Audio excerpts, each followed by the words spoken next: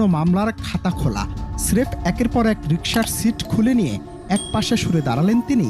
মুহূর্তের মধ্যে চালকরা যখন নিজেদের সিট খুঁজতে হন্য হয়ে পুলিশ কর্মকর্তার কাছে ছুটলেন, তখন তারা কল্পনাও করতে পারেননি তাদের জন্য কি এক অভিনব শিক্ষা অপেক্ষা করছে। পুলিশ কর্মকর্তা চালকদের সামনে এক অবিশ্বাস্য শর্ত জুড়ে দিলেন, নিজের সিট ফেরত চাও, তবে অন্য যারা অবৈধভাবে মহাসড়ক দখল করে আছে তাদের সিট খুলে নিয়ে এসো। যে কথা সে কাজ। শর্ত শুনে যেন নতুন মিশনে নেমে পড়লেন চালকেরা। একে একে তারা অন্য অবৈধভাবে দাঁড় করানো রিকশার সিট এনে জমা দিতে থাকেন, আর বিনিময়ে ফিরে পান নিজেদের সিট। কয়েক মিনিটের মধ্যে মহাসড়ক ফাঁকা, যানজট উধাও। শাস্তির বদলে শিক্ষা, এই অভিনব কৌশল মুহূর্তে ছড়িয়ে পড়ে সামাজিক মাধ্যমে, প্রশংসায় ভরে যায় মন্তব্যের ঘর।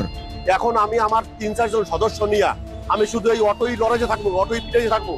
সেই কারণে আজকে আইসা প্রথমে এরকম ২০টা অটোর সিট এরকম আইনা রাইখা দিচ্ছি, এবং এখন তো তারা পিছিয়ে পিছিয়ে ঘোরে। তাদেরকে বলে দিচ্ছি যেহেতু এই সিট এই রাইখা দিচ্ছি, এখানে ডিউটি করতে রোজের মধ্যে কত কষ্ট লাগে এটা একটু তোমরা দেখো। যারা এবং অবৈধ পার্কিং করে রাখবে